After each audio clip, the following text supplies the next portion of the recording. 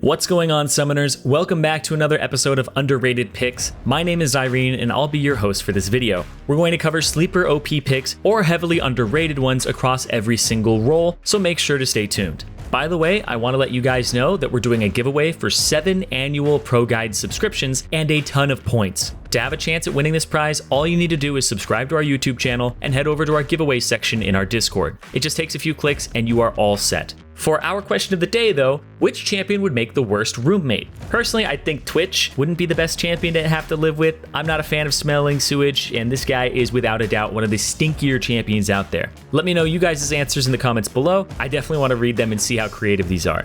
Also, I'm super excited to run you guys through this episode, so let's get started.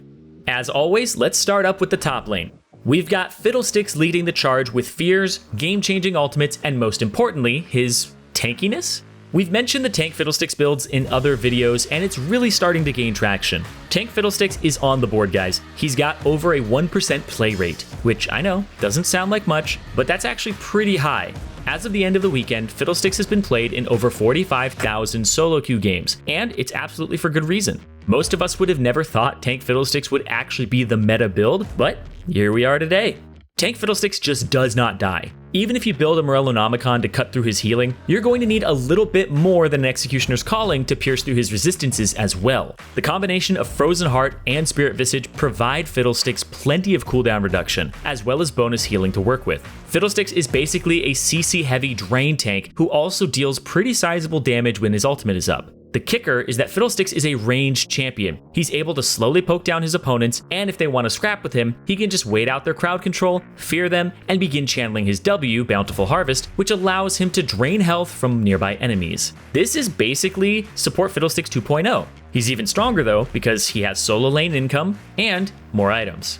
Our next pick is Hecarim. We've been talking about him a lot in this series, and he definitely deserves it. Hecarim top has been on the rise, and for good reason. Death's Dance is absolutely insane on him. He already has built-in sustain with his W, but when combined with a Spirit Visage, Conqueror, and even a Death's Dance, he's nutty. Considering that Death's Dance now provides resistances, Hecarim is able to access a well-balanced set of bonus stats. However, what makes Hecarim so strong recently is the fact that Summoner Ghost received a buff on patch 10.12. As a result of this buff, Hecarim has more flexibility in his summoner spell choice. Against bruisers that have tons of healing, he can take Ignite. In winning matchups where he needs the mobility, Hecarim can instead take Summoner Ghost to run them down the lane. Or he can go for the best of both worlds by taking both to have even more kill pressure during the laning phase. Hecarim is one of the few champions that can optimally take both Ghost and Ignite, which are some of the strongest offensive summoner spells in the top lane. Alright, that's going to wrap up the top lane. Make sure to check out those builds as we delve into the jungle next. The first pick we have in the jungle that we want to talk about is Rammus. Rammus is simple, but effective in his playstyle. It provides players easy to execute paths to victory, and Rammus excels against AD champions, which is pretty great for the current meta.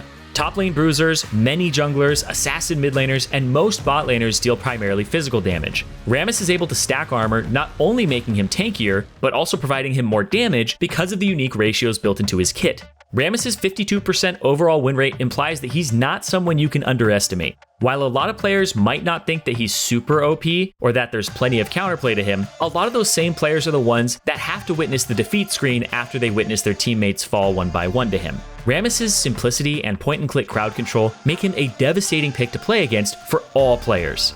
Following up in the jungle though is a little bit of a surprising one, and it's Vi. She just received massive buffs this patch, and her win rate has skyrocketed as a result. With max rank and with maximum cooldown reduction, Vi's Q can be cast after only 3.6 seconds following its use. Her damage output is much higher than before, and she's also a lot more mobile as a result of these buffs. But what gives Vi so much power in solo queue specifically? It's her ultimate. It's basically a Nautilus ultimate, but once your feet touch the floor again, you're right next to a bruiser that can basically one-shot you. Although Vi's damage output is high, she's also pretty tanky as a result of her item build and her passive.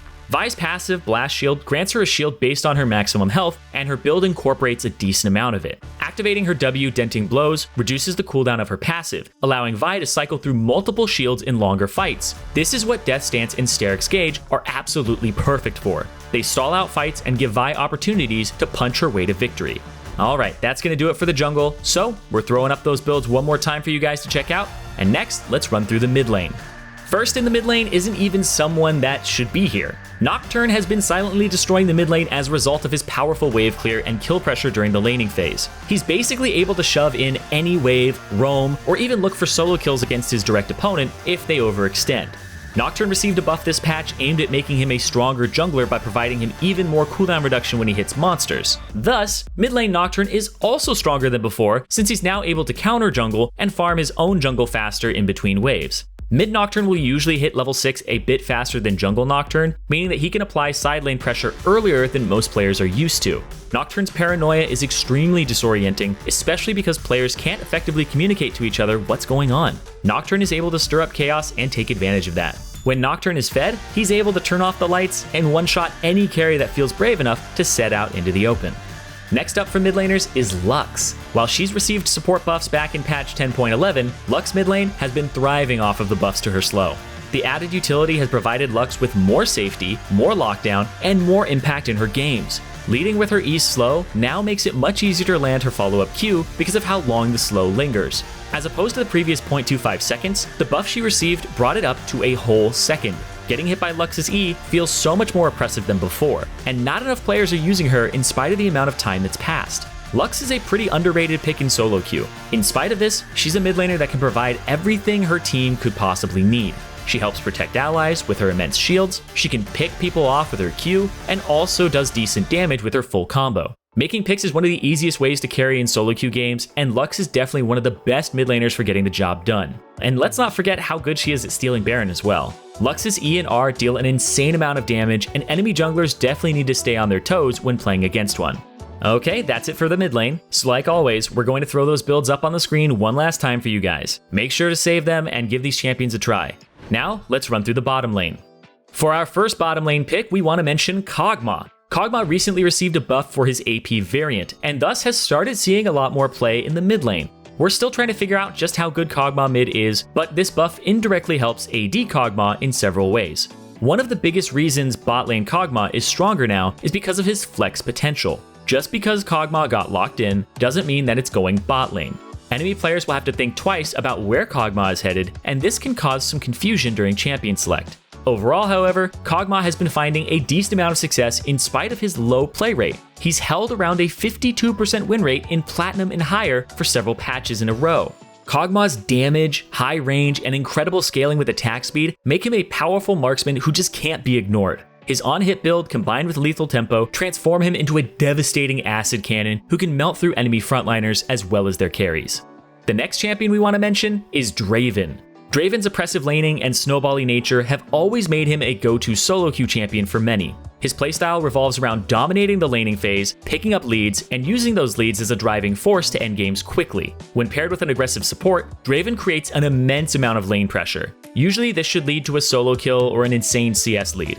Other times, Draven's team can take advantage of his lane dominance to secure dragons. While he's not an unpopular pick by any means, his play rates can't even compare to the likes of champions like Kai'Sa and Ezreal. Champions like these are absolutely dominating Summoner's Rift and have been flavor of the month for quite a while now. Draven's role is to keep scaling champions at bay, and as long as he's around, it'll definitely be hard for late game marksmen to claw back into the meta.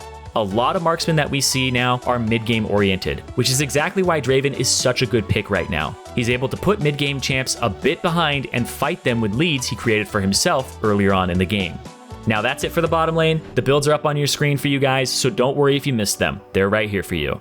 Finally, let's run through supports. Zilean is a champion that we definitely wanted to talk about in this episode. He's another support that loves taking the Guardian Keystone, which received a buff, followed by a nerf this patch. Protecting allies is something Zilean thrives at. After all, his ultimate is one of the strongest ones in the entire game. He can stop their deaths from occurring and turn around situations that would otherwise look bleak. Few champions are as troublesome to play against than Zilean because of how hard he makes it to just dive in and try to randomly pick off unsuspecting enemies. When a Zilean is on the enemy team, you have to be ready to take down a carry twice in a row. In reality, this can prove to be a rather difficult task. Players may need to run through 2 rotations of spells to kill Zilean or his ally twice. But time is a scarce resource, especially under stressful circumstances like teamfights. Aside from his ultimate, however, Zilean provides a great deal of crowd control for teams. He still controls zones heavily with his Q and can also speed up allies to speeds they wouldn't be able to reach otherwise. And the final pick that we wanted to go over is Zyra. Zyra is such a powerful champion when your team is lacking AP damage or needs some disengage. While Zyra's crowd control can be used aggressively, it's usually actually not that great for that. Instead, Zyra's ability to set up her plants, zone enemies off with her ultimate, and also root enemies trying to approach her make her an extremely effective support pick. Zyra's win rates across all tiers is sitting near a 52% win rate. In spite of this, not many players are playing her, and we feel like she deserves a ton more hype than she's getting. Although Zyra isn't always the best champion to pick, she's definitely one worth learning. Zyra deals ridiculous amounts of damage for a support, and she absolutely cannot be ignored when she finishes Liandry's Torment and a Rylai's Crystal Scepter. Zyra's able to apply burn damage from afar with her plants, thus making her one of the most effective sieging champions in the game. Alright, that's it for the supports, so here's our final build recap for this episode. That concludes this episode of Underrated Picks. Thank you guys so much for watching. If you want to see more content like this or a ton of helpful content related to gameplay, check out our YouTube channel as well as ProGuides.com. Once again, I want to wish you guys the best of luck on Summoner's Rift, and we'll catch you all next time.